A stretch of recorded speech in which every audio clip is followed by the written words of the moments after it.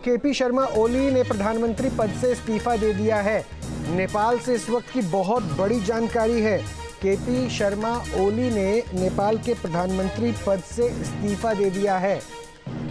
मधुरेंद्र, ये important news जो आप कह रहे थे। बिल्कुल बिल्कुल, यही दरअसल हम लोग कह रहे थे कि जब तक नेपाल की ओली सरकार नहीं जाएगी ये विद्रोह नहीं शांत होने वाला, क्योंकि सोशल मीडिया बैन को हटाने के बाद भी हमने देखा कि सरकार के खिलाफ जो गुस्सा है वो कमतर होता नजर नहीं आ रहा। पूरे नेपाल में प्रदर्शन हो रहा है। काठमांडू की बात करें, लाहन, धरान, विराटनगर से लेकर आप देखिए तो पोखरा, तमाम इलाके जो है वो आज भी प्रदर्शन में हम देखें तो हिंसक रूप अख्तियार कर चुके हैं। और अभी युवाओं का ही सिर्फ प्रदर्शन नहीं है बल्कि इसमें आम जन भी शामिल है। दबाव सीधे ओली सरकार के ऊपर थी कि वो रिजाइन करे। हालांकि ओली ने अपनी कुर्सी बचाने के लिए गृह मंत्री, अन्य मंत्रियों को कुर्बान कर दिया था, फिर भी प्रदर्शन नहीं रुका और आखिर में ये बड़ी खबर आई है कि ओली ने अब रिजाइन कर दिया है। अब नहीं रहे नेपाल के प्रधानमंत्री ओली अपने पद पर, उन्हें इस्तीफा देना पड़ा। तो ये जन आंदोलन, ये जन विद्रोह, ये युवाओं का आंदोलन, ये युवाओं का विद्रोह सरकार को किस तरह से न सिर्फ हिला गया बल्कि जड़ से उखाड़ कर फेंकने में कामयाब दिखाई दे रहा है। ये एक बड़ी बात है, इसके गहरे मायने हैं और जाहिर है इसको रीड करना होगा समय के साथ। जैसा कि संजीव जी कह रहे थे कि इसमें डीप स्टेट इन्वॉल्वमेंट कितना है।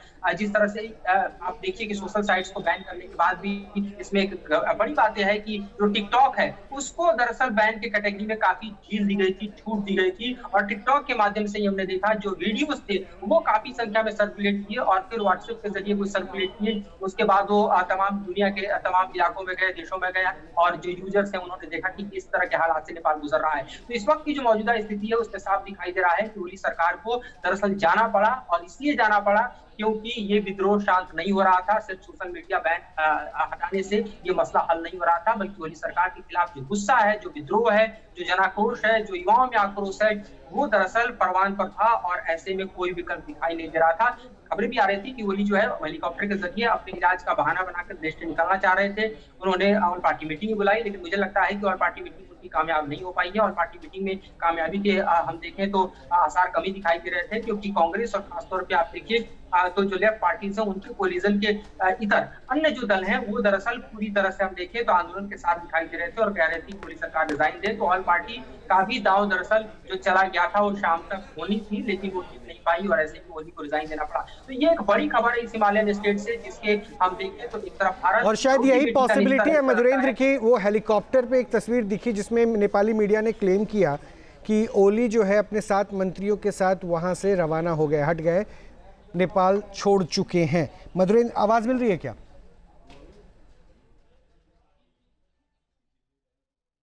अच्छा, मधुरेंद्र से लगता संपर्क में। संजीव जी, आखिर प्रधानमंत्री पद से इस्तीफा देना पड़ा ओली साहब को। जी जी, देखिए इसको कहते हैं विनाश काले विपरीत बुद्धि। और ये जो सोशल मीडिया को ऊपर बैन लगाने का उनका जो निर्णय था वो जाहिर है कि कहीं से भी बुद्धिमत्तापूर्ण नहीं था।